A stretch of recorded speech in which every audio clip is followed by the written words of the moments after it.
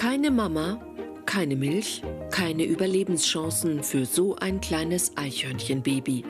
Wäre da nicht Juliana Neumeier?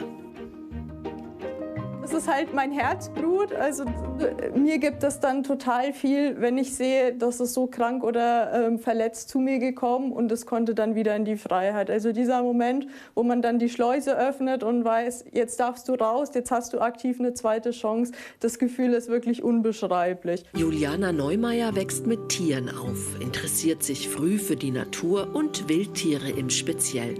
Vor ein paar Jahren hatte die junge Frau aus dem Landkreis Bamberg ein einschneidendes Erlebnis mit einer Taube. Ich hatte die halt in der Stadt gefunden, die saß apathisch da und ich habe dann gemerkt, ja, mit der stimmt etwas nicht und dann habe ich beherzt zugegriffen. Man hat dann schon das Brustbein gefühlt, also dass die sehr abgemagert war und dann hatte ich sie dann auch in eine entsprechende Taubenhilfe gefahren und das Ereignis, das hat innerlich halt so bewegt, dass ich da an dem Thema dann dran geblieben bin.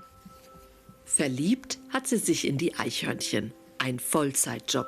Die meisten Jungtiere sind verletzt. Vom Auto angefahren, einer Katze angegriffen, halb verhungert und verdurstet oder aus dem Kobel gefallen, wie die kleine Iva. Julianas Einschätzung: Wirbelsäulenprellung. Die Hinterbeine sind gelähmt. Also man sieht, also da ist keinerlei Spannung. Die Beinchen sind aber warm, das ist schon mal ein gutes Zeichen. Also wenn die jetzt komplett kalt wäre, das wäre schlecht.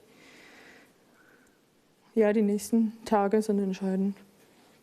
Wenn das nicht besser wird, muss der Tierarzt das kleine Eichhörnchen erlösen.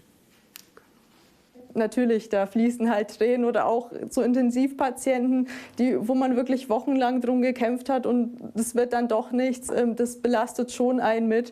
Aber das ist halt ganz wichtig, dass man damit umgehen kann, weil sonst kann man das nicht machen. Da sie selbstständig im Marketing arbeitet, kann sich Juliana ihren Tag gut einteilen.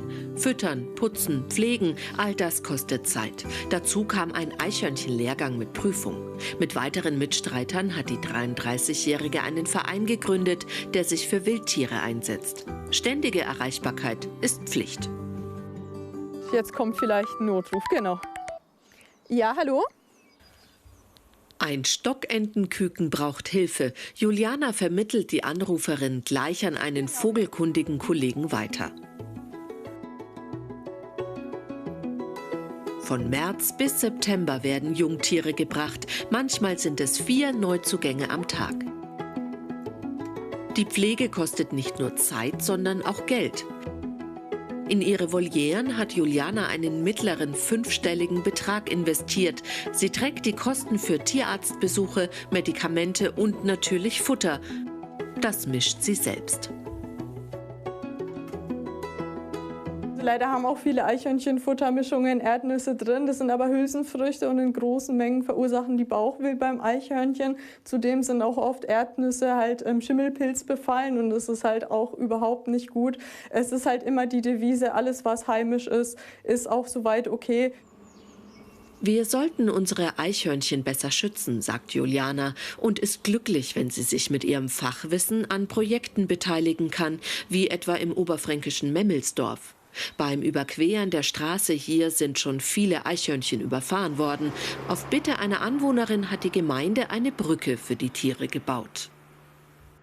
Gerade im Herbst, wenn sie auf Nahrungssuche sind, dann rennen sie einfach drüber und so schnell kann man einfach nicht schauen. Wenn aber das Eichhörnchen einen Weg hat, sich oberhalb der Baumkronen weiter zu bewegen, dann wird es das auch nutzen.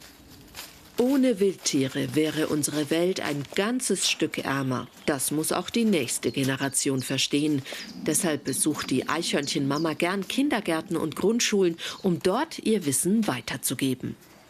Wir müssen verstehen, dass der Planet nicht nur ihnen alleine gehört, sondern es ist ein ganz großes Miteinander mit verschiedenen anderen Tierarten und man muss gemeinsam halt leben können. Und einen Weg finden, also gemeinsam so zu leben, ohne dass man das anderen Tierarten eben schwer macht. Die letzte Station im Wald. Mit 4 Monaten geht's für diese Eichhörnchen bald wieder in die Freiheit. Und was wünscht man da zum Abschied? Sehr, sehr langes Leben, viele gesunde Nachkommen und ein schönes, beschwerdefreies Leben mit ganz vielen Nüssen im Bauch. Ja, genau. Also nochmal stärken, ein bisschen warm hüpfen und ganz, ganz bald ab in die Wildnis.